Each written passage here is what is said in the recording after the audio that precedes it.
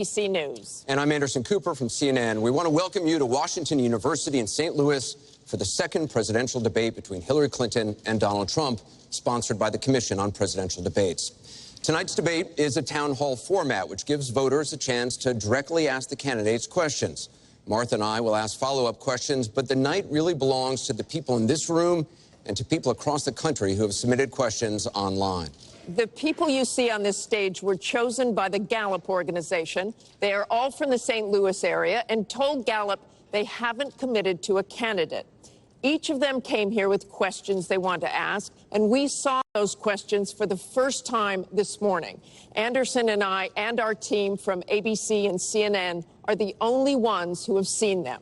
Both candidates will have 2 minutes to answer each audience and online question. We hope to get to as many questions as we can, so we've asked the audience here not to slow things down with any applause, except for now.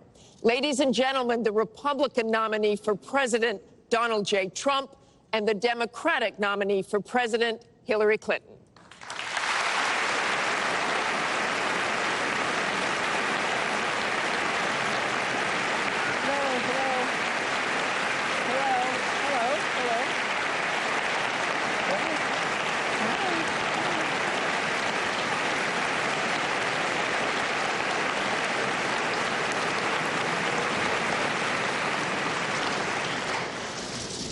Thank you very much for being here. We're going to begin with a question from one of the members in our town hall. Each of you will have 2 minutes to respond to this question. Secretary Clinton, you won the coin toss, so you'll go first. Our first question comes from Patrice Brock. Patrice? Thank you and good evening. The last presidential debate could have been rated as MA, mature audiences, per TV parental guidelines. Knowing that educators assign viewing the presidential debates as students' homework, do you feel you're modeling appropriate and positive behavior for today's youth? Well, thank you. Are you a teacher?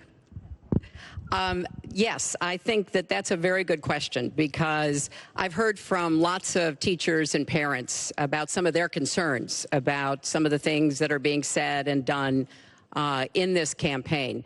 And I think it is very important for us to make clear to our children that our country really is great because we're good.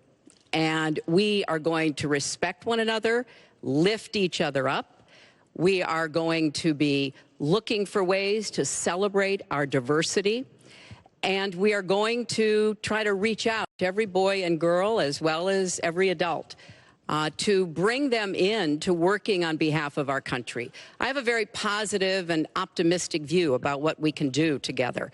That's why the slogan of my campaign is Stronger Together.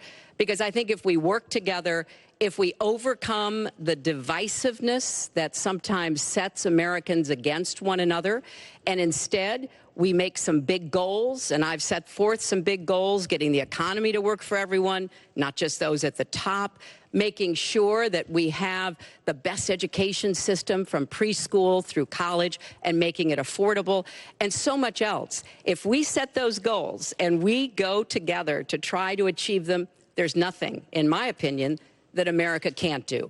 So that's why I hope that we will come together in this campaign.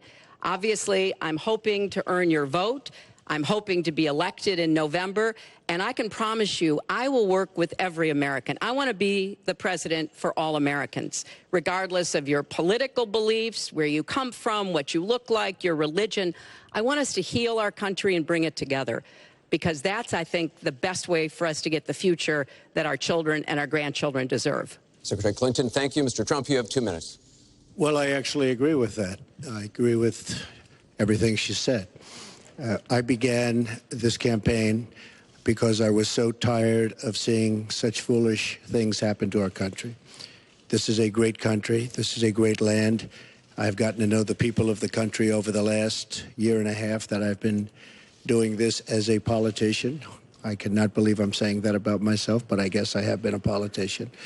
And my whole concept was to make America great again. When I watch the deals being made, when I watch what's happening with some horrible things like Obamacare, where your health insurance and health care is going up by numbers that are astronomical, 68%, 59%, 71%.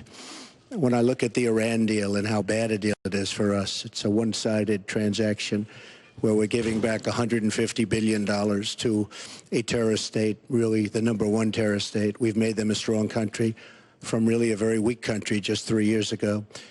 When I look at all of the things that I see and all of the potential that our country has, we have such tremendous potential, whether it's in business and trade, where we're doing so badly. Last year, we had an almost $800 billion trade deficit. In other words, trading with other countries, we had an $800 billion deficit. It's hard to believe. Inconceivable. You say, who's making these deals? We're going to make great trade deals. We're going to have a strong border. We're going to bring back law and order. Just today, policeman was shot, 2 killed, and this is happening on a weekly basis.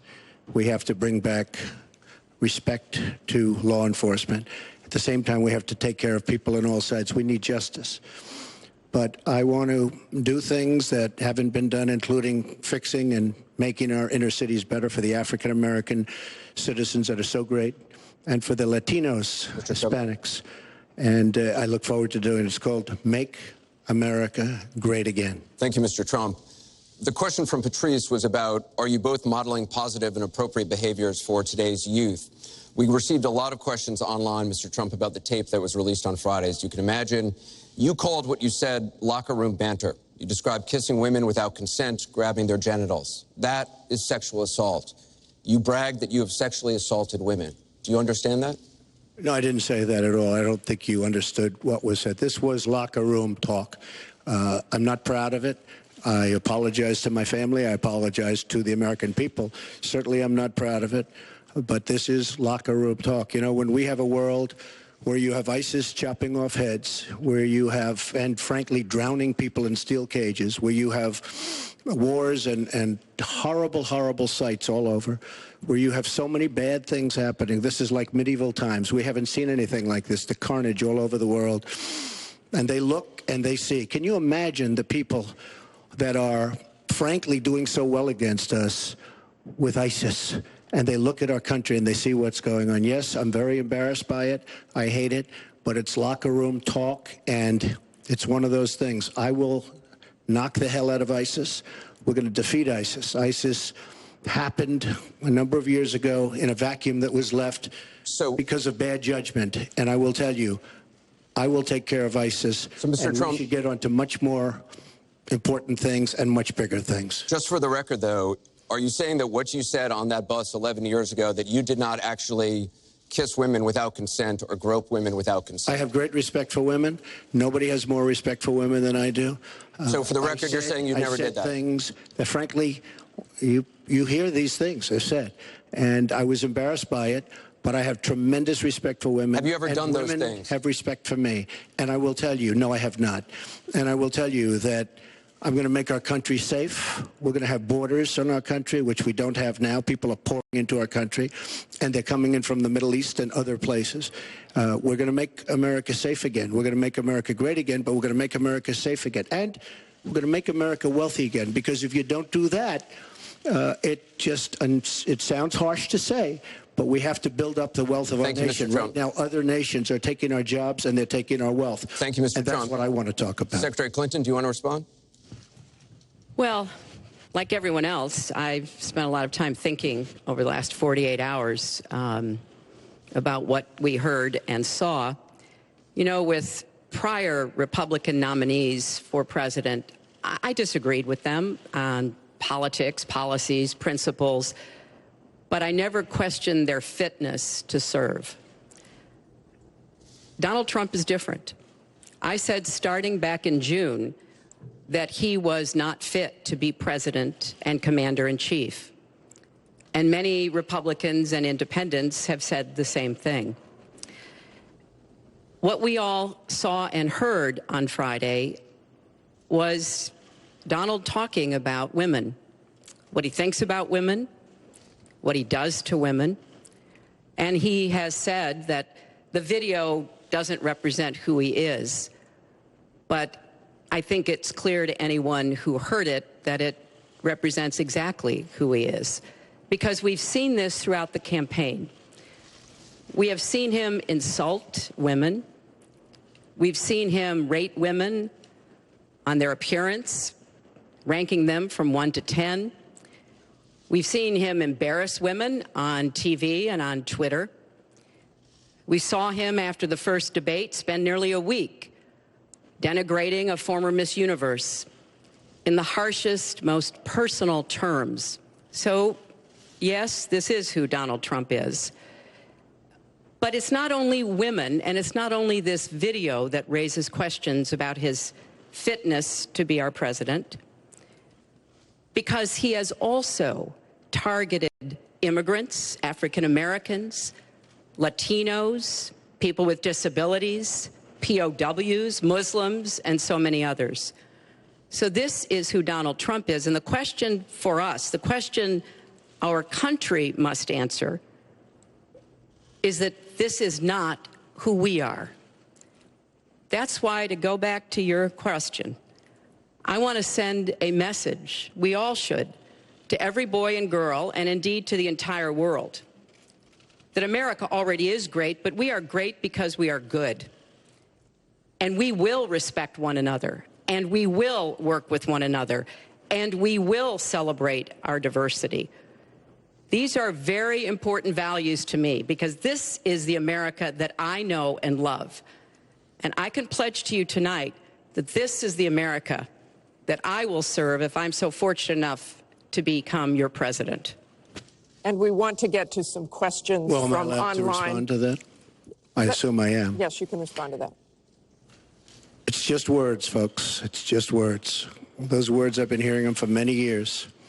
I heard them when they were running for the Senate in New York, where Hillary was going to bring back jobs to upstate New York, and she failed. I've heard them where Hillary is constantly talking about the inner cities of our country, which are a disaster, education-wise, job-wise, safety-wise, in every way possible. I'm going to help the African Americans. I'm going to help the Latinos, Hispanics. I am going to help the inner cities. She's done a terrible job for the African Americans. She wants their vote, and she does nothing, and then she comes back 4 years later. We saw that firsthand when she was a United States Senator. She campaigned where the primary part of her campaign. I want to get to audience questions and online questions. So she's allowed to do that, but I'm not allowed to respond. You're going to get to respond right now. That sounds fair. This tape is generating intense interest. In just 48 hours, it's become the single most talked about story of the entire 2016 election on Facebook, with millions and millions of people discussing it on the social network. As we said a moment ago, we do want to bring in questions from voters around the country via social media, and our first stays on this topic. Jeff from Ohio asks on Facebook, Trump says the campaign has changed him. When did that happen? So, Mr. Trump, let me add to that. When you walked off that bus at age 59, were you a different man, or did that behavior continue until just recently? And you have 2 minutes for this. As I told you, that was locker room talk. I'm not proud of it. I am a person who has great respect for people, for my family, for the people of this country, and certainly I'm not proud of it. But that was something that happened. If you look at Bill Clinton, far worse, minor words, and his was action.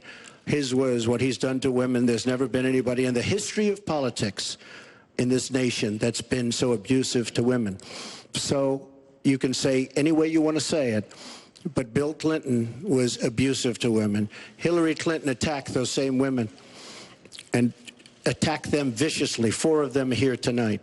One of the women, who is a wonderful woman, at 12 years old, was raped at 12. Her client, she represented, got him off, and she's seen laughing on 2 separate occasions, laughing at the girl who was raped.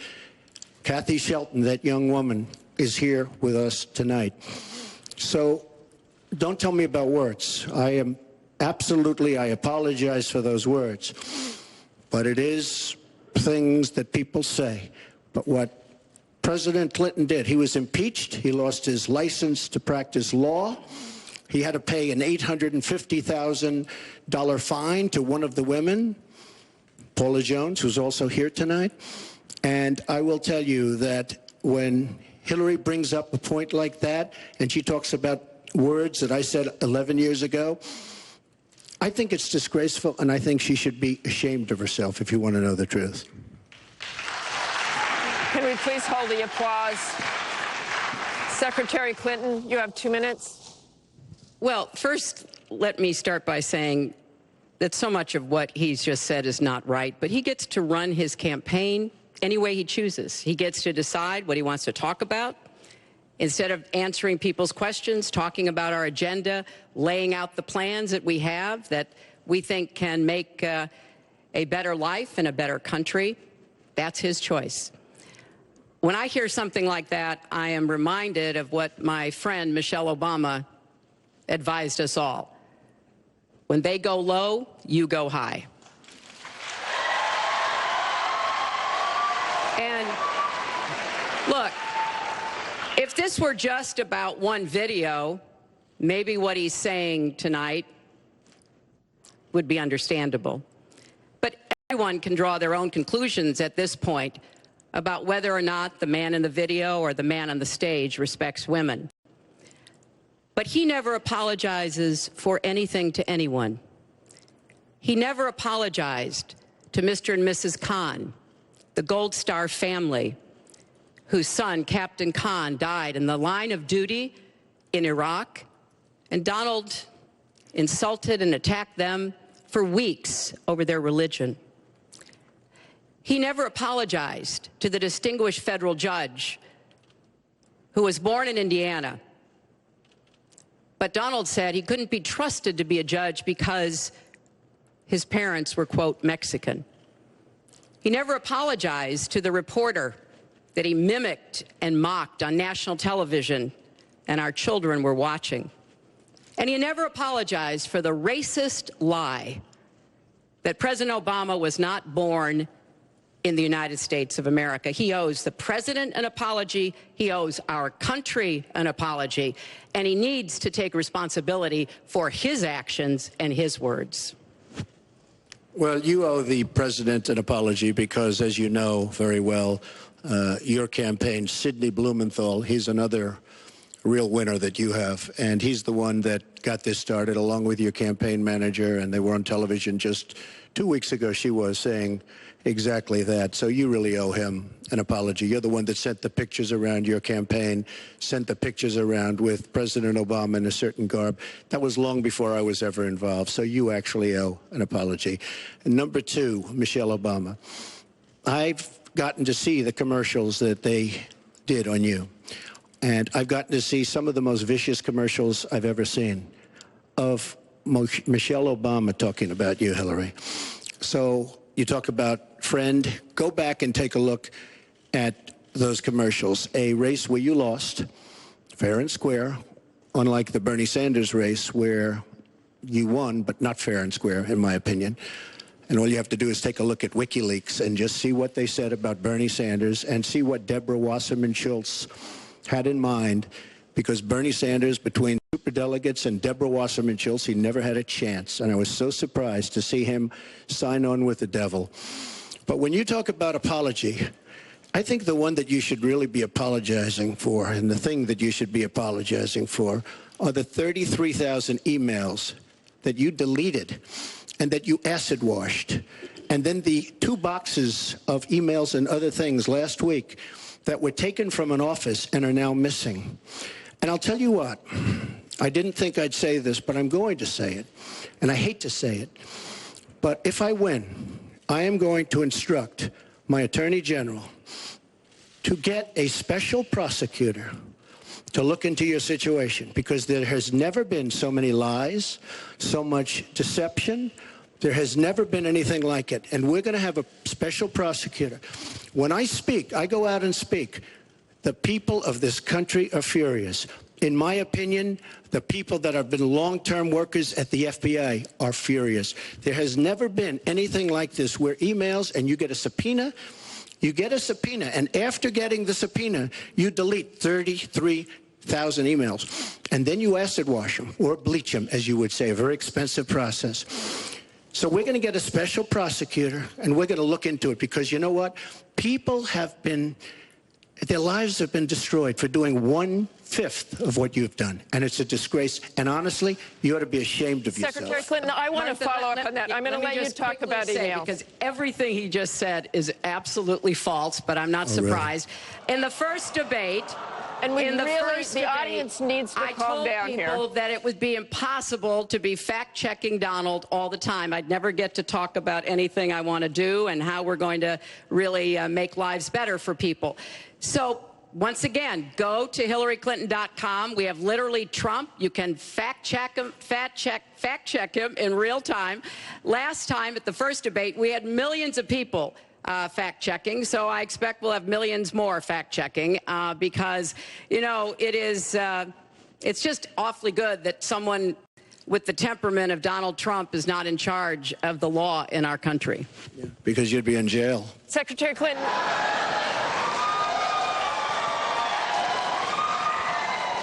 We want to remind the audience to please not talk out loud. Please do not applaud. You're just wasting time. And Secretary Clinton, I do want to follow up on emails. You've said your handling of your emails was a mistake. You disagreed with FBI Director James Comey, calling your handling of classified information, quote, extremely careless. The FBI said that there were 110 classified emails that were exchanged, 8 of which were top secret, and that it was possible hostile actors did gain access to those emails. You don't call that extremely careless? Well, Martha, first let me say, and I've said it before, but I'll repeat it because I want everyone to hear it, that was a mistake, and I take responsibility for using a personal email account.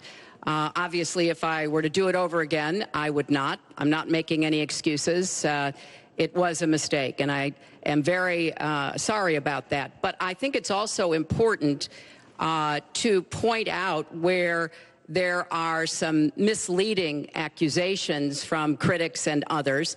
After a year-long investigation, there is no evidence that anyone hacked the server I was using, and there is no evidence that anyone can point to at all, anyone who says otherwise has no basis, that any classified material ended up in the wrong hands. I take classified materials very seriously, and always have. When I was on the Senate Armed Services Committee, I was privy to a lot of classified material. Obviously, as Secretary of State, I had some of the most important secrets that we possess, such as going after bin Laden. So I am very committed to taking classified information seriously. And as I said, there is no evidence that any classified information ended up in the wrong hands. Okay, we're going to move on. And yet, she didn't know the letter C on a document, right? She didn't even know what that letter meant. You know, it's amazing. I'm watching Hillary go over facts, and she's going after fact after fact, and she's lying again because she said what she did with emails was fine. You think it was fine to delete 33,000 emails? I don't think so. She said the 33,000 emails had to do with her daughter's wedding, number one, and a yoga class. Well, maybe we'll give 3 or 4 or 5 or something. 33,000 emails deleted. And now she's saying there wasn't anything wrong. And more importantly, that was after getting a subpoena. That wasn't before. That was after. She got it from the United States Congress. And I'll be honest, I am so disappointed in congressmen, including Republicans, for allowing this to happen. Our Justice Department, where her husband goes onto the back of an airplane for 39 minutes, talks to the Attorney General days before a ruling is going to be made on her case. But for you to say that there was nothing wrong with you deleting 39,000 emails, again, you should be ashamed of yourself. What you did, and this is after getting a subpoena from the United States Congress. We have to move on. Secretary Clinton, you can respond, and then we got to move on. We want to give the audience a chance you'd be put in jail, let alone after getting a subpoena from the United States Congress. Secretary Clinton, you can respond, then we have to move on to an audience question. Look, It's just not true. And so please go you didn't delete them? Allow her to respond, please. Personal emails, not official. 33,000? Yeah, right. Well, we turned over 35,000. So Oh, yeah. it was. What about the other 15,000? Please allow her to respond. She didn't talk while you talked. Yes, that's true. I didn't. And you I have didn't nothing in to the say. first debate, and I'm going to try not to in this debate because I'd like to get to the questions that the people have brought here tonight to talk to us about. And get off this question.